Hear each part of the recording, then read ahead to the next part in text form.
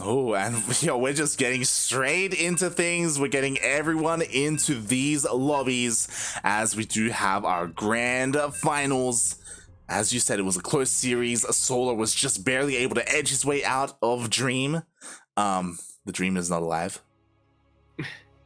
The Dream is Nightmare? Question mark. Is. I mean, he didn't sign up. He did not. Exclamation mark for Nara Nightmare. While we get ready for our grand finals, the first grand finals here in 2021, the year of the Ox. Kicking things off here in the new 52 of ESL Open Cup. Here in the bottom left-hand corner of the map, starting all the way in the bottom left-hand corner of Jagannatha, the red Protoss player coming out from South Korea, representing Alpha X. He's shown off just how scary he really is in PvP, but now he's got a bit of a different matchup up against him. What does he have in store? We'll find out from Zoun. And spawning in the top right-hand corner of Jagannatha LE, we have not the first Zerg player, but the first South Korean Zerg player here tonight on this channel. He is, oh never mind, we casted him earlier. He is representing Team Kai Z Gaming, the blue Zerg player. It is Solar.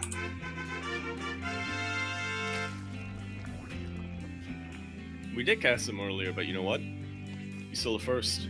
Oh yeah, he is. Technically. South Korean. Zerg. Yeah. Player. Yeah. And alright, my eyes right now completely on Zoun.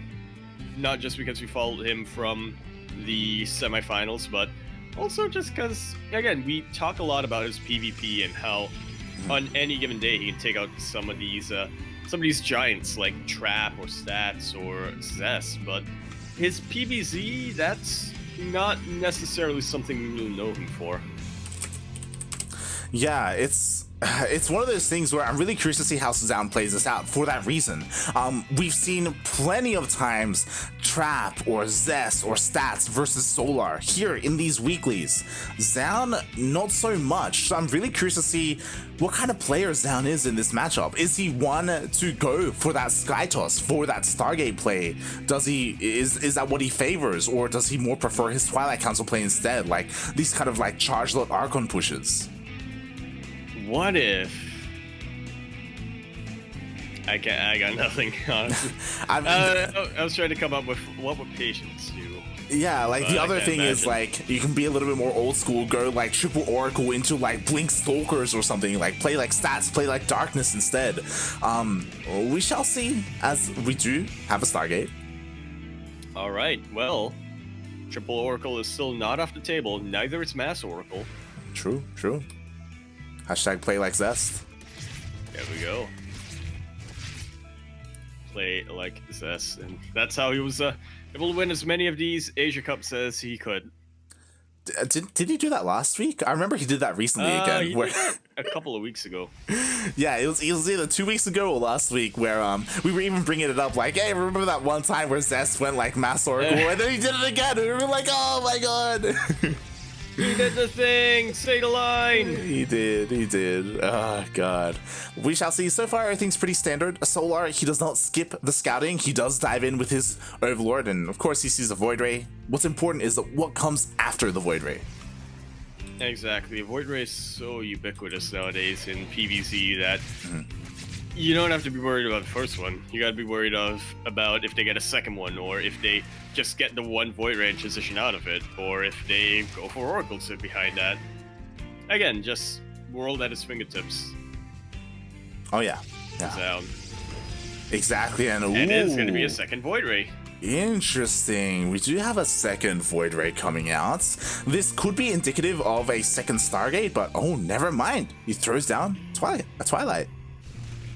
Alright, so from what I'm looking at this so far, Light, I'm thinking Zoun is gonna get a handful of these Void Rays, may or may not, much later on, throw down a Fleet Beacon, and may or may not get Flux Veins, but yeah, for the most part, just gonna get a handful of Void Rays to try to take early map control, try to deny as much vision as possible from Solar, Mhm. and then just transition to a ground-based army involving a bunch of chargelets that will do really well against the Hydras that Zoun is looking to force Solar to make with those Void Rays. Yeah, and what's interesting is that we do have a lair on the way. We do have a Roach Warren. Roach Warren isn't necessarily indicative that Solar wants to go for a big Roach Ravager push. Like, it's basically for safety. And it's a really good thing that he's going for it as well, because we do have a Twilight Council. Like, we do have a Depths on the way. All right. So Zoun just looking to take a bit of an early game lead. Well, I say early game, but we're 5 minutes in. That's definitely passed. This is more of the delayed glaive push that we've been seeing a lot more from Protoss players. Yeah, again, like, we have seen this a little bit more popular, where you go Stargate into glaives, essentially. Like, it's a little bit delayed. As a result, like, typically this hits without a War Prism because your Robo is, you know, so much later. Surprisingly, Zoun is still investing in a Robo. It's not something that you normally see with this, so maybe he is still looking to get a War Prism out. Yeah, it's definitely possible. The other side of that could be, you know, maybe he goes for a quick Robo Bay and just to get up some Disruptors or Colossus, depending on what he scouts, or if he just starts pumping out Immortals and, again, just not utilizing it with this glaive push.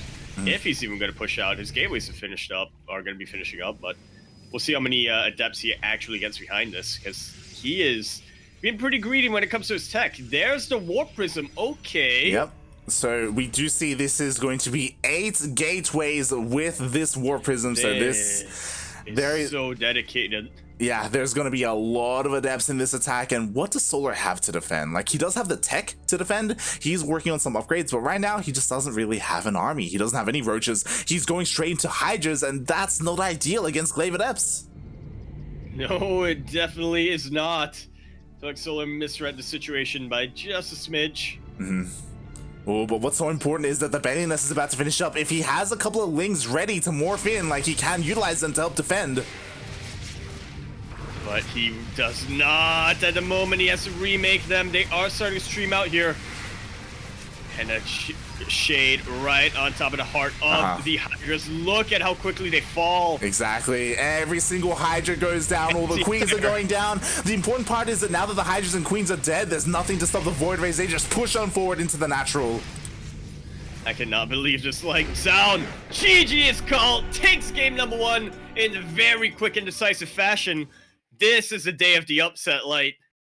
But we'll see. We'll see. This is a best of 5. That was only game number 1, but man, that was such a decisive move from Zoun.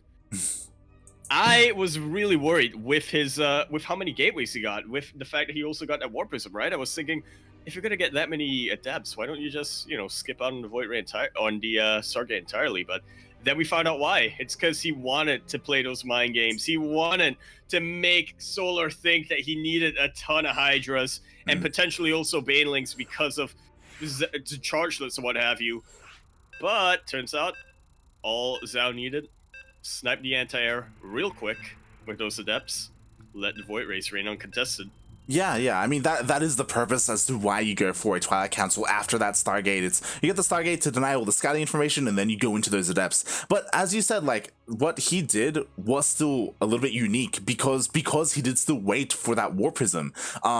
Because, like, he was so much more committed with those 8 gateways. Like, that was an attack that was designed to kill. Like, if Solar had scouted the Twilight Council earlier, which, by the way, he never scouted that entire game, he had no idea, and because of that, he was just so unprepared. Otherwise, it would have turned out completely differently. That really seems to be the use of the Void Race there. And he did it so well. Forced the most diligent scouter to not scout. And let's see what he has in store for us here on game number 2 here on Submarine LE. We do, in fact, all live in the LE submarine, but some of us, we thrive in it. Top left-hand corner of the map, swinging all the way in the top left-hand corner, the red Protoss player, representing Alpha X once again. He is about to be a published general, but for now, just a written general. We have Zoun. Oh my god, and thank you so much, Lord Loken. We really appreciate it. Gifting 20 subs. Oh my god. Hey, that is definitely way to Celebrate the end of 2020, am I right? Thank you so much, Lord Loken. You've been a massive supporter of the channel throughout the almost the entirety of 2020. I just quickly want to mention that, you know, 2020 was our first year of the CranKy Ducklings really taking casting seriously and casting as many events as possible. We rivaled Wardy when it comes to the amount of hours streamed for like a solid like 9 months there. We actually streamed more than Wardy, which was pretty interesting. In the end, he edged it out in November and December though. But yeah, thank you so much. We love you. We thank you. And spawning in here in the bottom right is someone else who really appreciates that we have the South Korean Zerg player. He's blue, representing KaiZ. It is Solar.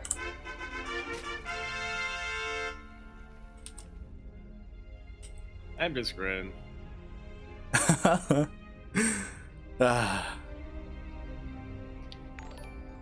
Yeah, just thanks for looking for all of the support. The first gift subber of 2021.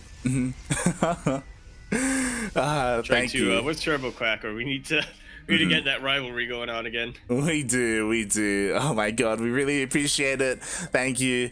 And oh boy, we'll see what happens here, because again, it's kind of been like you were saying, like almost a day of upsets here. Like Solar is the more accomplished player, like he's the favorite straight up in this series. The only person who we really thought could take him down would have been Trap, right? Or even Dream, to be fair.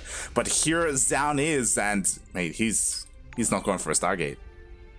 Not this time. What is the point of Stargate on a map that's this close? Well, I mean, anti-air, I guess, and aggro vision, and also making use of dead air, which surprisingly Submarine has a lot of. Oh yeah. For a map that's meant to be underwater, there is a lot of dead air. There is. There's a distinct lack of lily pads as well, as we do see Solar is situating his overlords to dive in and scout. Meanwhile, Zoun once again doing his best to try and deny that scout. I think that Stalker's on patrol. Move. It is not. It moves down to the low ground. Solar baiting this Stalker. Baiting it quite a bit there. Also, fun fact, shout out to Gogo Joey. Gogo Joey's actually in the chat and he got gifted a sub. Hey. Mate, if you're listening, Great run, Gogo Joey. Yeah, you did so well today, Gogo Joey. It was amazing to see you make a deep run taking out Cure, and we'll see if Zoun can take out his opponent, because again, his tech is still unscouted. Like Solar still doesn't know. It is going to be a Gleif build once again coming out from Zoun, but yeah, it's going to hit a lot quicker this time. It's not as dedicated, but yeah, we'll see how many for how long Zoun decides to keep this stage. The Overlord is coming in, but is it too late? Zoun is already moving across the map. He picked up a probe by mistake over there. That he did, but it does get scouted. You know, the War Prism and the Adepts do get seen by the Overlord, so now Solar is aware, even if he hasn't necessarily seen the tech. This is a 4-gate Glaive Adept, so it isn't anywhere near as committed as 6 or 8. 8, which we saw last time. Oh, and he's immediately following this up with a Robo Bay. Ooh. When was the last time you saw this light? Well, every time Robo Bay follow-ups are pretty. Yeah, exactly. Robo Bay follow-ups are pretty common, but not this quick. Yeah, I was about to say that yeah, typically we see them posture with the Adepts for a little bit first before they work on the follow-up. But I think because Zoun knows he got scouted, he's like, okay, I'm already gonna work on it. Like, I already haven't committed to extra gateways or anything for the Adepts. I'm just using this for map control, while my real threat is on the way when it comes to that Disruptor. Yeah, Disruptors would be really cool here, but special be Colossus. Sure, maybe. We'll see. I like the certainty in your voice there. The uncertainty, if you will. Oh boy, there it is. We do have the Disruptors on the way and War Prism speed. Yeah. So we are going to be seeing some very quick Disruptor drops coming out from Zoun over here. Usually they tend to happen at mineral lines, which I don't know, I always feel like Disruptor drops are mixed success, right? You're really relying quite a bit on the reaction times of your opponent. Mm. But then again, I guess you could say that for a lot of things, like mine drops, for instance. Yeah, definitely. Like, it's gonna be on Solar, and that's why it's so important for Zoun to clear out this creep, right? To try and deny as much vision to make sure that Solar is as unprepared as possible when that War Prism does go in with those disruptors.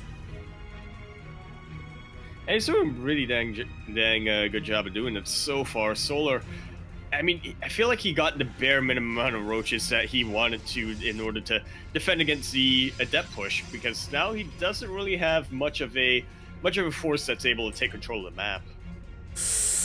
Yeah, definitely. We shall see as Solar is playing this very interestingly, as he does have a Spire on the way. The Spire, I imagine it's going to get scouted, so Zoun should be able to respond. Trajectory. Oh, that Warp is going to be right on top of that Spire. Ooh, okay, and that Blink is on the way.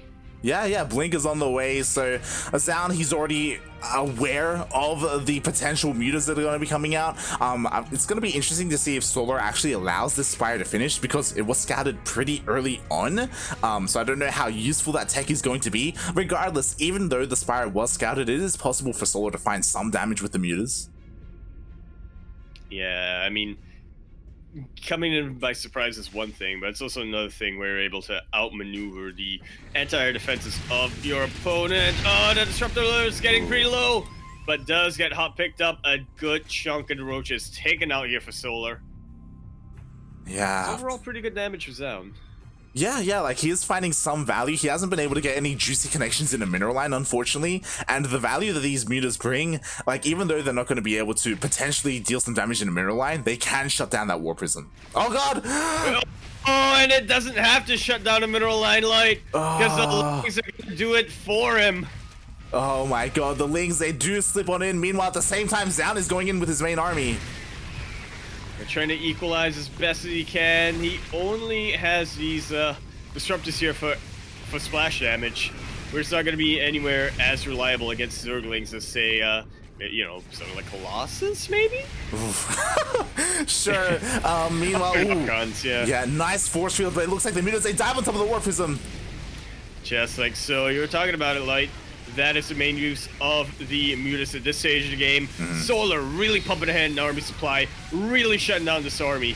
Oh yeah, just completely surrounds, engulfs the Protoss army. He's able to swallow it up completely, shutting down that War Prism, making sure there are no more reinforcements. And now, like, this is the problem with Submarine. Now that the army was taken out, easily Solar can just go across the map, get there in seconds, and now apply pressure to the Protoss. Just like so. GG is called. Solar evening up that series sideways 1-1. Wow. And GG. as they say, the Glaives winneth, the Glaives loseth away. The Glaives taketh away. Yeah. There you go. Takes away drones is what they take away. GG. So we are tied up 1-1 in this grand finals. To be fair, Submarine is a little bit more Zerg favored, again, because of like the short rush distance, like things like Lings and ground units, like they can counterattack so quickly, especially in this matchup. And we'll see what game 3, what map that's going to be on. Let's see. And we count, or no, not count. What's the word I'm thinking of? Like predict. Bingo. Predict. There we go. I have not kept up with the map bingo tonight. That was my mistake. Oof, okay. We all did just barely manage to get in, and game 3 gonna be on Pillars of Gold. Yeah, we have it. If anyone had that on bingo, then yeah. Namo. Yeah. God damn it. Okay, as we are getting into game number 3, we're tied up, and now this is essentially boiled down to a best of 3. Yeah, somewhat. So definitely a way to look at it. And speaking of a way to look at it, here we are looking at the bottom left-hand corner map, starting all the way at the bottom left-hand corner of Pillars of Gold. LE holding up the rest of the current map pool, also LE. We have the red Protoss player, the General. He has some really, really nice glaive builds. but I think he's going to need a little bit more than that. Let's see what he's got representing Alpha X. He is Zoun. And spawning in the top right-hand corner of Pillars of Gold LE, we have the South Korean Zerg player, the Blue Zerg, representing Kai Z Gaming, tied up 1-1 in that last game. He is Solar.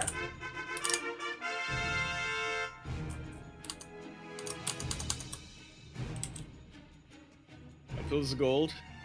Another map that I would consider to be a bit more Zerg favored because of all the open spaces and what have you, but we'll see how Zoun traverses around that. I feel like this, so far in the series anyways, Zoun is picking builds that are based on what map he's on, right?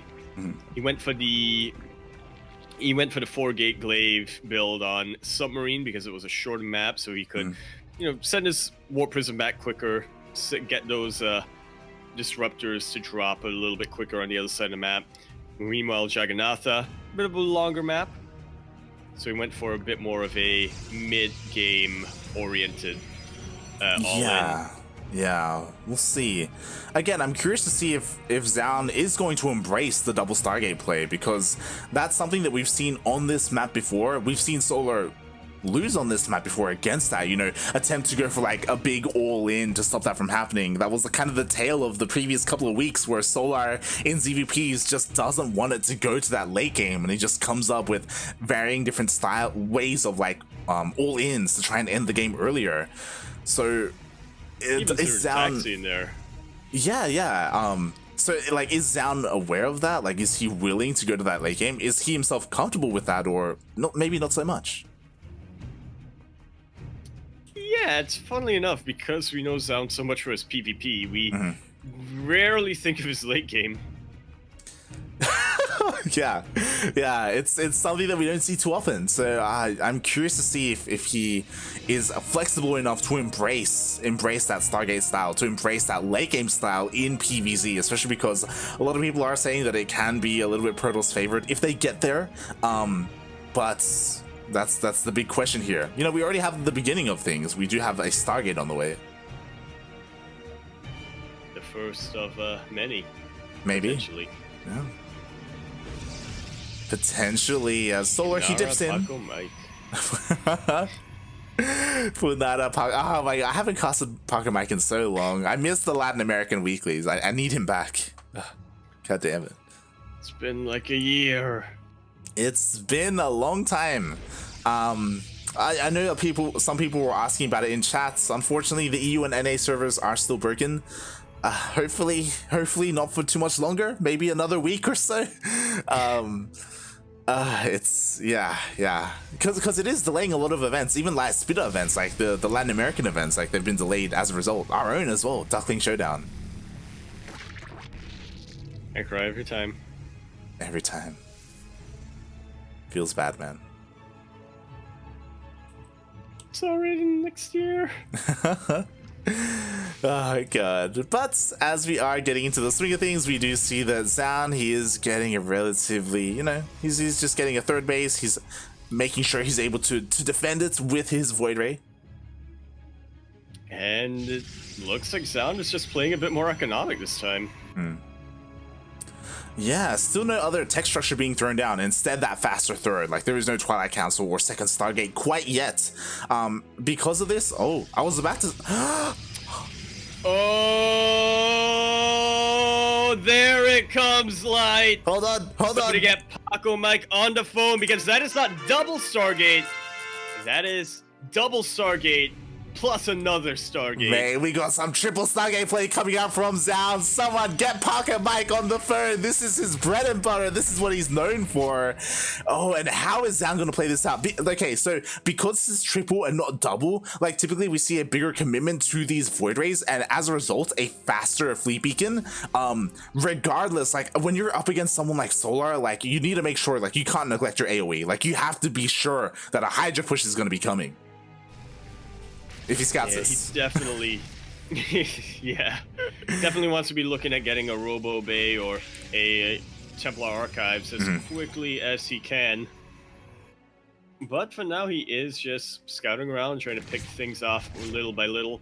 Isn't aware of what Soul is going for yet, so yeah, doesn't want to take too many chances before he knows what he's up Ooh. against. And I love that. As soon as Solar sees 2 Void Rays, immediately starts the Hydralisk then. So, like, Solar, he's aware of at least 2 Stargates, or, you know, this air commitment. So he is starting to work on his anti-air. Zoun, though, immediately he does have the Twilight Council and Forge on the way for charge.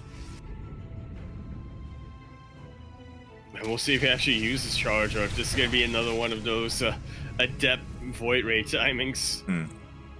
That's going to be the question. Again, And like, it's charge! yeah, we got charge on the way. So this is going to be the key support unit for Zoun at the moment. Like, he is investing quite a bit in these Void Rays. He needs these Zealots to help buffer and help get on top of these Hydras. Otherwise, the Void Rays are just going to get just absolutely annihilated. Oh yeah, the Void Rays are going to get annihilated. If he gets Templar, then those are going to be annihilated before they can pop their Storm. It's really what everything hinges on right now for Zoun. Meanwhile, Solar, he is pretty aware of what Zoun is sort of going for. Yeah, exactly. He isn't aware that it's triple Stargate, but regardless, he does know that there is a big commitment to the air. Meanwhile, Zoun did scout the Hydras, so he does know that, you know, Solar is responding to his army composition. And so Zoun is trying to respond in kind.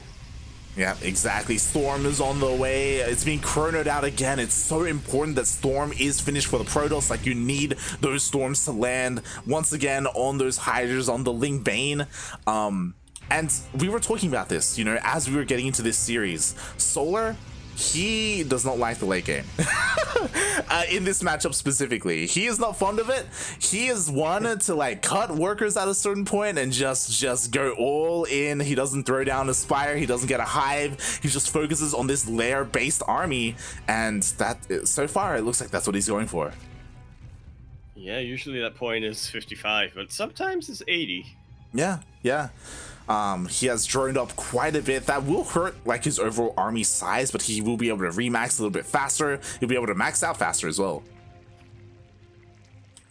Yeah, you never want to underestimate just how much use you can get out of those minerals. Yeah, Just gotta look at it and appreciate every single one of them. We even got the highway on the way as well. The Queens are pushing out as much as they can. This is going to hit so hard. But I love this. Zoun, he's already throwing down plenty of side defense, throwing down some stasis wards as well.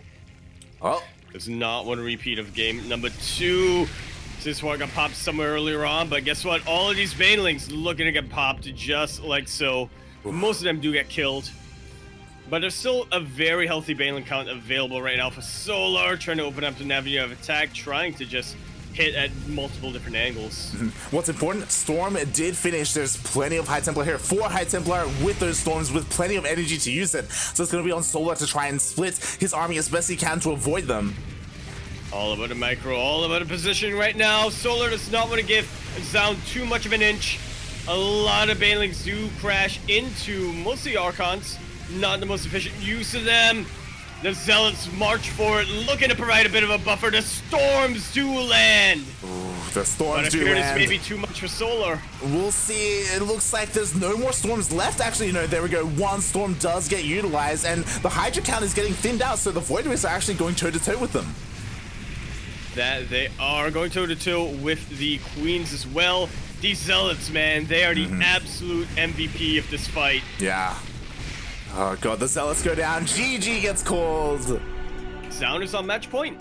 Zoun is on match point. Something that we didn't get to take note of is that you were talking about those Zealots. There was a Zealot run by. 17 drones went down at the same time. Solar was all in. We were talking about it. He was looking to end the game then and there, but the defenses were too good for Zoun.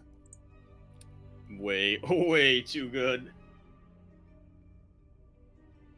Wow. I'm trying to look back in the game and think, was there a pivotal moment when it came down to the defense? And honestly, not really. I mean, Solar did split up his army pretty decently well, but yeah, there were just too many very key Storms that landed there. There were too many Zealots that were really starting to, what's the word I'm thinking of here, like prevent the Queens and the Hydras from getting within range, right, of the rest of the on the rest of Zoun's army. Yeah. That he could just chill back at those shield batteries and just chip away at all of those Ling Bane Hydra. Definitely. I would say that probably And the force biggest... fields. Yeah, the force fields are great. The biggest criticisms that I would lay is that it took a while for the Zerg player to scout and realize like what was coming his way, so the hydrogen was a little bit late. As we saw, because of that, he droned up pretty heavily in comparison, so a lot of his supply were in workers instead, so his army suffered a little bit because of it. But what a game. What a game. This is why he normally cuts at 55 instead of 80. But we are now here on to Romanticide LE. LE, of course, standing for Lovers Eve. Lovers Eve. Because we're in the Age of Eves, is what I normally call it. Well, no, that's actually a lie. I don't normally call it that. Here in the bottom right-hand corner, map starting all the way in the bottom right-hand corner, the red Protest player coming down from South Korea, representing Alpha X and looking to complete the upset that everyone was looking at and win his second ESL Asia since last year. We have Zoun. And to clarify, when I say last year, I mean like literally about maybe 9 or 10 months, not like not a week ago. And spawning in the top left-hand corner of Romanticide LE, we have the South Korean Zerg player, the Blue Zerg, representing Kai Z Gaming, down 1-2 in this best of 5. One more loss, and that is it. That is the end of the tournament in general. He needs to win this game to bring it to the ace match. It is Solar. You want to know a fun fact about Solar Light? He also has not won a tournament since last year. No one has won a tournament since last year. What? How is the scene still afloat? Oh my god. So this is it, mate. This is going to dictate the pace of 2021. Who is going to be the very first ESL Open Cup Asia champion? We'll find out between these two players. Zoun, he's looking pretty good to cause this upset, especially on a map like Romanticide. It's a little bit easier to expand here to establish yourself on 3 bases. Like, if Zoun goes for Stargate play again, I kind of want to favor him. I definitely would as well, but I would say the last time we saw Solar on Romanticide, we saw him being a lot more aggressive, really trying to make sure that, I believe it was Zest that he was up against, really trying to make sure that he was never able to comfortably macro up onto 3 bases, and very nearly succeeded. Zest, of course, also adapted himself, so it wasn't, so he ended up taking a win there, but yeah, Solar really made him work for it. If you remember, I believe the game, at least that I'm thinking of, the most recent Zest on this map, was where Zest completely walled off this ramp here. Just completely, with That's gateways. what I was thinking of. Yeah, he got himself situated on 3 bases, he expanded to 4, and then Solar tried to break him at this 4th, but because Zest had to just focus at 1 point for the defense, like, he just held beautifully and just counterattacked. It was pretty like clean cut. Like, it was really impressive. The way Zest was able to execute that. So we'll see if Zoun has been doing his homework here. Yeah. Or, in fact, he doesn't need to go for another massive Stargate play. He doesn't need to go for another, late game carrier style. That's what all the Protoss players are doing. We see it very often from Zest. We see it pretty often from Stats. Yeah. Trap does it it feels like every other game he alternates. Yeah, it's kind of interesting. I would agree completely. Trap, he's the one who decides to mix it up a little bit more. He isn't as set in his ways to just go for the same thing every game. So we'll see what Zoun is going to be up for here, because he does have a second Void Ray on the way. So far, this looks like the previous game. Oh, never mind. This looks like the previous game. That's a Forge as well. This is not going to be Glaive's Light. It's not. So this could either be straight into Chargeless, or he could mix things up and go like +1 Blink Stalkers. Yeah, and I tell you, I do not think anyone here is going to be expecting Blink Stalkers, least of all Solar, but There may be a reason for that. Yeah. The more standard thing would be for like a Chargelet Archon composition, so we'll see what Zoun decides to go for here. Oh, there's a bit of a Ling run by, gonna be able to take out the shield battery. Yeah, it's something at the very least. Makes it a little bit harder for Zoun to defend later on. Charges on the way, there we have it, with +1. Now, because he's investing into these Void Rays, he does not have a Robo facility. As I double check that. Yeah. Does not have a Robo facility and isn't able to get a Warp Pistol out. So I'm really curious how he is going to decide to proceed with these Chargelets. Definitely, especially because... Yeah? I was just going to say, unless he delays it, but, you know, he's being very greedy when it comes to teching up, so I don't see why he would want to delay his push, right? I mean, as long as he's able to hide this, like, there's no reason not to, right? This entire time, Solar, he's forced to try and scout with this Overseer. He hasn't gotten into the main base. He doesn't know what his opponent's doing. So right now, he's just going Ling Hydra, like, which is pretty standard, and this is exactly what Chargelet Archon wants to go up against. And this is exactly why we call Zoun the General. He knows how to pick his tactics. Oh god, exactly. As we do have, there we go, the Templar Archives just finished up. We have a robotics facility on the way. Solar, there we go. He will eventually go in and scout this, but again, it's gonna take quite some time. Yeah. And so yeah, interesting. Okay, very quick infestation pick coming out from Solar. He is actually looking to get into the late game early on, or at least as late as he really can. Yeah, I was about to say that because just be for infestors. Yeah, because the infestation pit is on the way, that is indicative of the fact that he wants to go into lurkers. So lurker den is on the way. You know, Hive is going to be next, being researched as soon as possible to line up with those lurker upgrades. And lurkers, like, they are definitely the unit that Solar needs. Like, they help so much against like these ground-based compositions. Exactly. You know, Charged Archon wrecks through Ling Hydra, but Ling Hydra Lurker, that's a lot more difficult for Charged Archon to break through. Definitely. And what's interesting is that, okay, so Zoun, he's just looking to expand. Like, he isn't necessarily working towards this big attack. And I think this is the right call.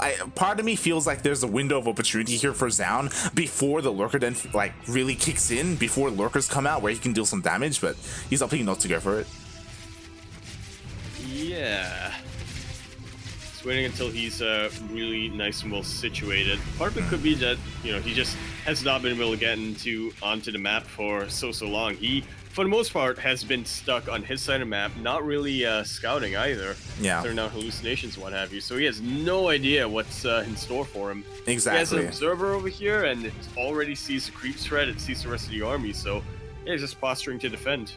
And to be fair, like, his defense is looking pretty solid, especially with all this static defense on the way. You know, we've got plenty of Storm, Chargelets, Archons, Void Rays, so it's going to be really difficult for Solar to really make something happen. But here we go, the lurkers are on the way, and what's so important is that we have Hydra Lurker Viper on the way, so those Vipers are going to be able to really make it a little bit more difficult to defend here with those Abducts being able to take those key units. Now, you're excited for the Vipers because of the Abducts. I'm excited for the Vipers because we get to see that old battle light. It's almost a duel. What is going to hit quicker? The feedback from the Templar or the yoink from the Viper? Yeah. It's gonna be that age-old dance between the High Templar and the Viper. How are they gonna be able to, you know, work against each other? And here we go. I was a little bit concerned, but finally Zoun is transitioning into that late game composition with the Fleet Beacon. Alright, so he is taking a page out of this book. He's getting there in a different way, but he's getting there. He's like his rebel son or something. I don't know. I like how Solar's actually mining his way through these mineral patches. Yeah, I mean, he is mining through the mineral patches. He's been killing a ton of rocks. He's been thinking back, you know, what do I want as a Zerg player? How do I want to engage? And that is from every single angle. Exactly. You know what? Lurker range is done. We do have that Groove Spines upgrade, and now he's pushing on forward. He has plenty of energy on his Vipers. And that's plenty of energy to feedback. Couple of storms go down. Good feedbacks. There is still one Viper with plenty of energy available, though. Where's the detection? I believe the Observer got sniped. The Observer did get sniped, so Zoun, he can't really do anything against these lurkers other than potentially storm them. So yeah, there's not really much here he can do. He does have carriers on the way, like a couple of units are in production. Oh, massive Zealot run by. Yeah, completely denying this 5th base here from Solar. And Zoun, he's just looking to buy himself time. He's just looking to, try to keep Solar back as much as possible until he's able to max out, which he just about has. There we go. Yeah, exactly. And now with that, he's pushing on forward. Storms completely blanket the lurkers. Yeah, the transfuses are pretty decent, but there's just so much Stormlight. But you know what? That's it. That's the end. Kicked in too. Yeah. All the High Templar went down though. That was the final storm, but it was enough to take out every single lurker. Solar is making more though, right on top of the face of Zoun. Golden run by continuing to get damage done. It is keeping a massive amount of reinforcements back. Now Solar has realized that and is commanding his way forward. For a second I thought that was an Ultra, but no, that was just a bunch of Queens. Yeah, exactly. And the problem is, like, storms are okay, but again, they kind of slowly deal with the lurkers. Without something like disruptors, like the lurkers are pretty beefy, and he's trying to push into lurkers. Oh god, he just lost so much army supply. And just like that, things were looking decent to terrible for Zoun. That is the power of Remax. And when we talk about how you don't want to let the Protoss player comfortably macro up onto 4 bases, but you don't want that to happen for the Zerg player either. Yeah, exactly. There was just nothing to stop or impede Solar from taking up into these lurkers. We do have a bit of surround, but there's just not enough Protoss. Nowhere near enough. The lurkers still in the back line, causing so much damage, even though the Hydras are kind of being dealt with.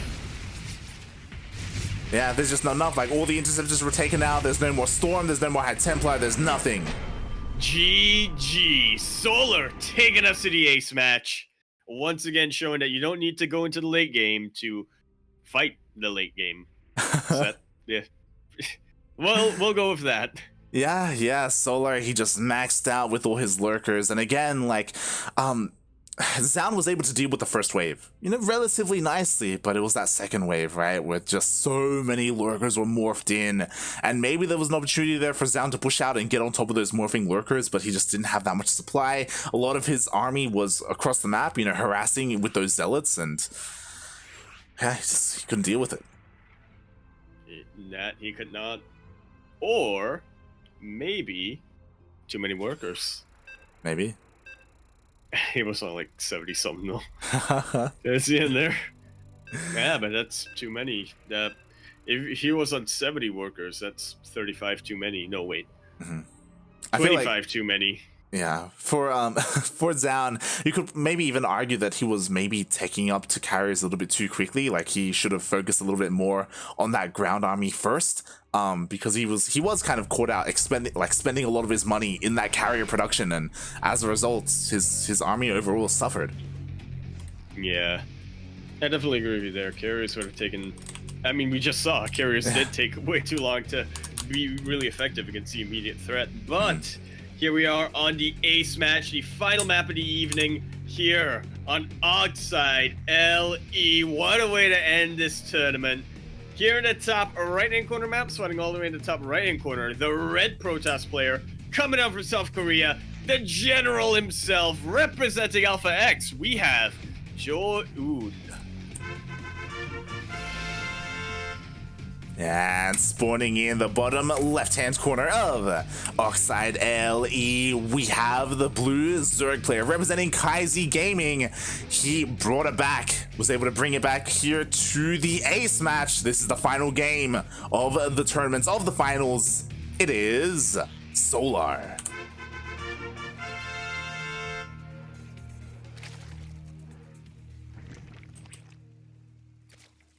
I ain't gonna lie, I was fully expecting a 12 pool from Solar here on the ace match. I would not have been surprised. That's he's done it before.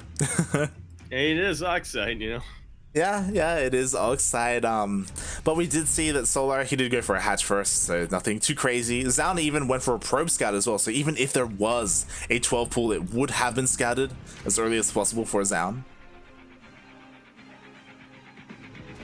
And okay. Just having a normal game.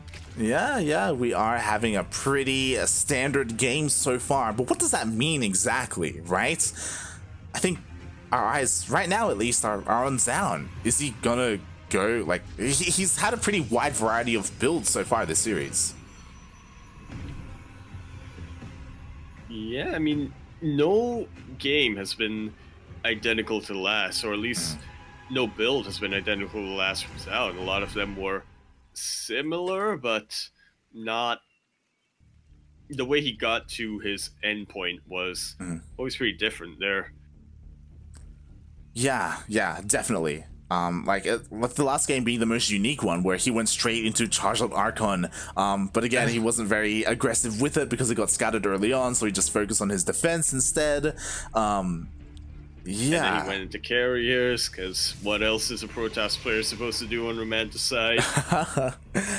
But it didn't work out for him. You know, Solar was able to bring it back there. We do have a Stargate opener, but again, just because we have a Stargate, just because we may have a Void Ray coming out first, we have seen Zoun many a time go for a Twilight Council behind it.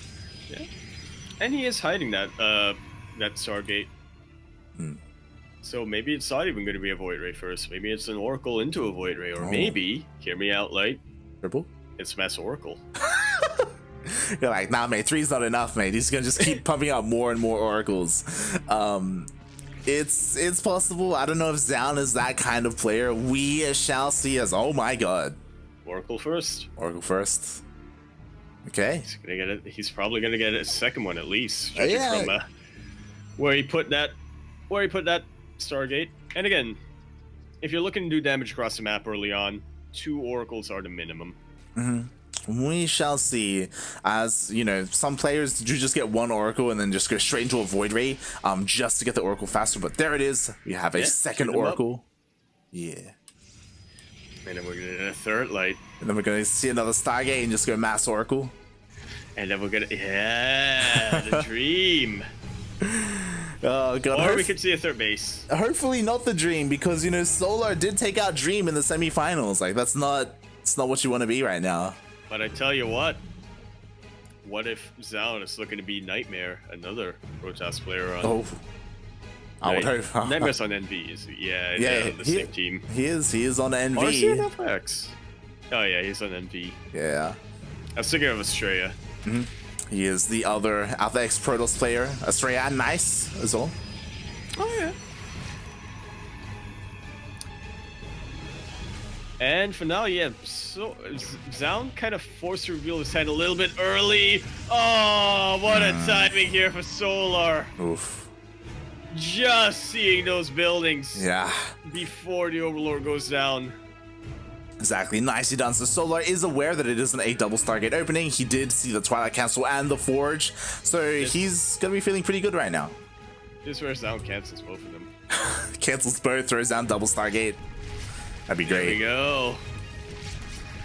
But yeah, not gonna be the case here. Zoun definitely has a plan here, and again, he seems to be a bit more map dependent with how he decides on his build. So at least that's the impression I'm getting from the series. So yeah, I think he's just had a plan and he's looking to stick to it.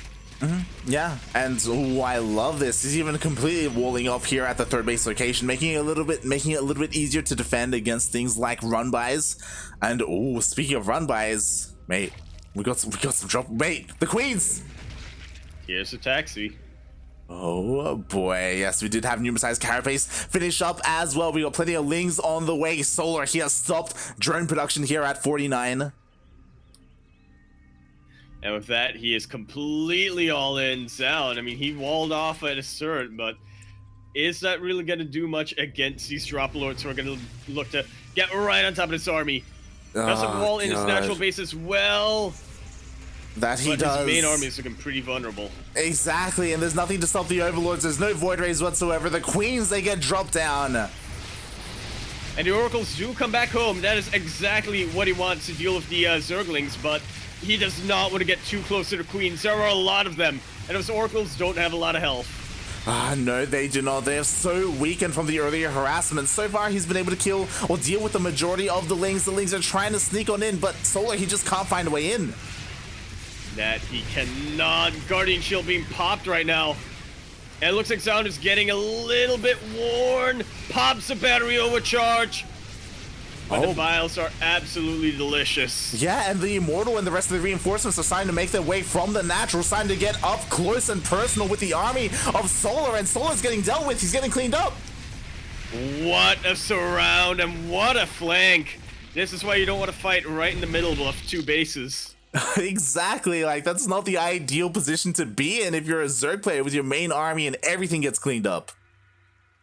Just like so, and Solar, he was not anticipating that. That was a move that was meant to kill. He is not droning up at all. He's just getting ready for round 2, and I gotta be honest with you, Light, I don't see it going too well for him. He's taking a different approach. And I will say that, So like, something. It's also possible that round 2 is unpredictable. Like, now that Zoun has defended, he may be thinking, okay, I defended, now I can focus on macro, right? Like, I can focus on my production, on my tech, on my upgrades. Oh, yeah. And if he gets caught unawares and unprepared, like, it's possible that Solo could find him while he's running up. Yeah, and I'm really liking how Solar's timing this as well. He's keeping his main army pretty far back. Now he starts to drop into the main base, and that's drawing quite a bit of Zoun's forces. Oh, not that many, actually. He's only sending the Oracles out, and that's because he had vision of the main army. Exactly. He is aware. He didn't fall for it. His main army is still here outside the third and natural. The Lings are getting some damage done. Yeah, but again, they just did not distract the army enough here for Zoun. Oh, that bile. Oof. You know, observe it somehow. And the Lings, they all got cleaned up in the main base. Now Zoun, he just has to focus on this main army in between his third base and his natural, and so far he's just trading beautifully. He definitely is, but to be fair, Solar has only lost Lings so far, and sure, the Lings are going to start to add up, but they are still fairly expendable right now. Yeah, the problem is Solar starts losing Queens and Ravagers, then it's starting to get worrisome for him. Exactly. Once those things start to run out, then the Roaches, Ravagers, and Queens, they start to fall, and that's like the danger zone for Solar, as we do see another Queen almost falling. The Lings are doing their best to try and buffer, but they're running out. Another concave coming through for Zoun, and this time he has more than enough to counterattack. Yeah, exactly. He's pushing out across the map. The Queens are doing their best to waddle back home, but they're being left behind, and now he blinks forward. Don't believe Galil. No, there's Galil Constitution, but still not fast enough for these Blink Stalkers. GG is called. Zoun! He pulls off the entire upset. He takes out Trap, he takes out Creator, and now he's taken out Solar to become your first ESL Open Cup Asia champion of 2021.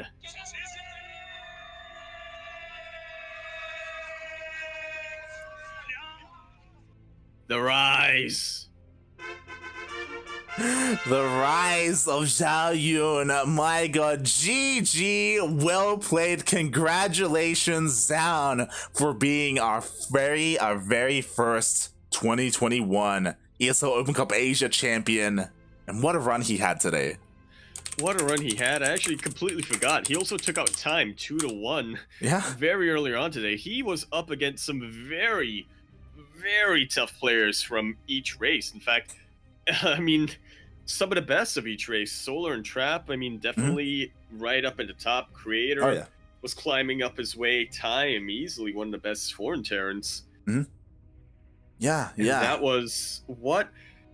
Today was a massive day of upsets, like from Go-Go Joey to Creator, but in the end, Zoun was the one who brought it all the way home. Exactly. Oh my god. Congratulations. And again, Zoun, he's been doing so well for himself. In 2020, I feel like that was really his breakout year where everyone finally started to take note of him. Again, Zoun, he's been around for a very long time. He was on SKT back in the day. He was a B teamer on SKT. He was really just a practice partner more than anything. But now Pro League like 2 or 3 times. Yeah, he was fielded a couple of times.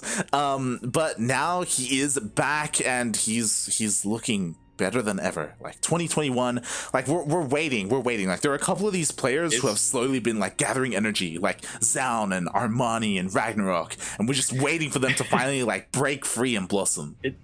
It's funny you mentioned that, because I was gonna say, is Zoun gonna be this year's Armani? It's possible, right? Like he's looking so good and he's not letting up. You know, again, like because he's so young, I'm sure like he's still like practicing as much as he can, as seriously as he can. Some of these other older guys, they could be getting a little bit complacent. You know, they're not ready. They don't know. Either that or the fear of military service is getting to them. The older players, I mean. True. Yeah, GG. G and then another G. God.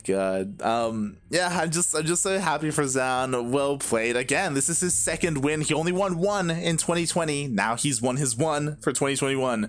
We'll see if that's gonna stay the case or if he can continue his reign here week after week and maybe apply some of that to some of these bigger events as well. I would love to see what he's able to achieve here in 2021.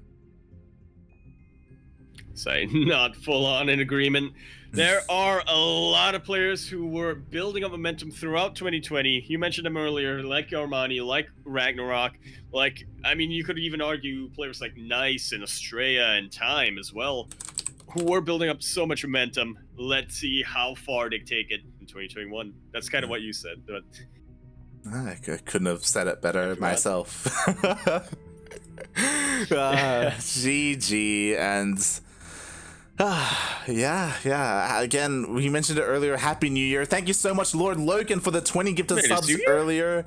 You know, it's a great way to start the new year. I should have said, as a couple of people were saying. And Yaku, what can we expect from you here going into 2021? A lot of academic stress is what I can tell you that. As quick announcement, this is, I believe, going to be the last time in a while I'm able to, well, at least be at the start of an ESL Asia. Everyone, give your support to Yaku, of course, my lovely co-caster here, Yakuzaku. He is focusing on his studies, and starting this year, his classes do clash with ESL Open Cup Asia a little bit. So at least for this first term. Hopefully in next term it's a little different. Yeah. So because of that, we won't be casting at least the first half of ESL Open Cup Asia. I will most likely get some of the other Ducklings on here, whether it's Ares or Jet, or maybe someone else. We'll have to figure that out. But yeah, we're gonna switch up like the casting duos a little bit for ESL Open Cup Asia. Regardless, I do want Yaku to still be a part of it, because you know we casted it almost all year last year, right? Like and this is like our event, so I'm gonna bring you back. Don't lie. The reason why you want me to cast is because you don't want me to get patience withdrawals. It's true. I'm doing it for you. I need to cast my patience. I'm already getting the withdrawals. Okay, like I haven't casted patience in a while now. Shakes. Oh god. But yeah, so things are changing a little bit in the upcoming year. As you can see with the weekly schedule, Rey de las Razas has been postponed indefinitely. Same with Duckling Showdown. We're just waiting for the servers to get back up and running for NA and EU. Unfortunately, for those wondering, it's been over a week now that lobbies have been broken on those servers, and they're still not working, unfortunately. So because of that, a lot of events have been postponed. Even the ESL Open Cup NA and EU last week, they were both postponed. It's looking like they're going to be postponed again this week. We'll see. Fingers crossed. Maybe things are going to work out and they're going to be able to run. But if not, then they will be held off once again. It's a shame that this is happening. What can we do, though? You know, it's kind of out of our control. Yeah. Or is it? Or is it? Time to get Blizzard on the phone. Yeah. It probably is. I don't know anyone who's whatchamacallit, server. What's it? Look, I'm not a nerd. I don't. Yeah. It's a bit of a shame that this is happening now, at the end of the year. It clashed with the holidays as well, but hopefully things can get back up and running and we can get back to our usual events. I'm feeling a little bit comfortable with announcing this, but we have plenty of events lined up. It's just we're waiting for the servers to start up again to get back into casting. A lot of them are La Espira events, so if you're a fan of Latin American StarCraft or American StarCraft, then we've got plenty of it lined up. Rey de las Razas is King of the Races. It's a special event, it was going to be a special end of year event around Christmas, where we have a couple of invited players and they have to play as each race, not just their main races, so it's a bit of a fun twist to things.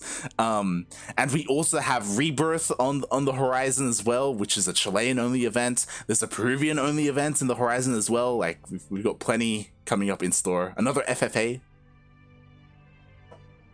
And you can all thank Darking and also wait, was Darkness involved in the behind this? I know Darkness does Demon Swap. Spira. Demon Swap, that's the one. There we go. For all of this Latin American goodness coming down. And a couple of weeks into January, all the regular weeklies are going to start up back again as well. Again, we're just kind of waiting for the servers, and once that gets back up and running, then we will be back in full swing. But until then, Yaku, where can people find more of you? Twitch.tv/Yakuzaku1, Twitter.com @Empora Yakuzaku. I'm taking a page out of, what's his name?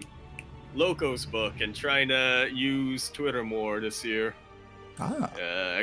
!Discord in the chat. You'll find myself as well as the other members of CranKy, such as Ares, and I don't remember who you mentioned. You mentioned Jet earlier, I think. Yeah, Jets. And also many others. And apart from that, buy my shirts. Where can we find you, Light? Light_VIP on Twitch and Twitter. You can follow me there. I do stream throughout the week. I've been streaming some ladder sessions as well as some Final Fantasy playthroughs with the rest of the Ducklings. Slowly but surely, we've engulfed a bunch of the clan members. It started off with just me, Krupp, and Soko. Then we got Daunted. Then we got Phoenix. Now Quirky and Kada. I want to point out, I asked when you first got into this, are we going to become a Final Fantasy clan now? And you said, nah, I don't think there's enough interest in this clan. I lied. I lied, Yaku. And you fell for it. We're all slowly converting to Final Fantasy. Oh, God. But yeah, if you're interested in that, then you can follow me there over on my Twitch channel. And yeah, if you enjoyed our casting, then hit that follow button. Follow us here on the CranKy Ducklings. Thank you so much for tuning in to the first ESL Open Cup Asia of the year. Congratulations to Zoun. Our first broadcast of the year. Our first broadcast of the year. Thanks everyone for tuning in, and give us some love to the StarCraft 2 streamer that we end up rating. I haven't decided yet. Well, sort of. Give some love to sort of. Hey, there we go. Yeah. Bye. See you guys on the next one we do. Bye. Ciao. Bella.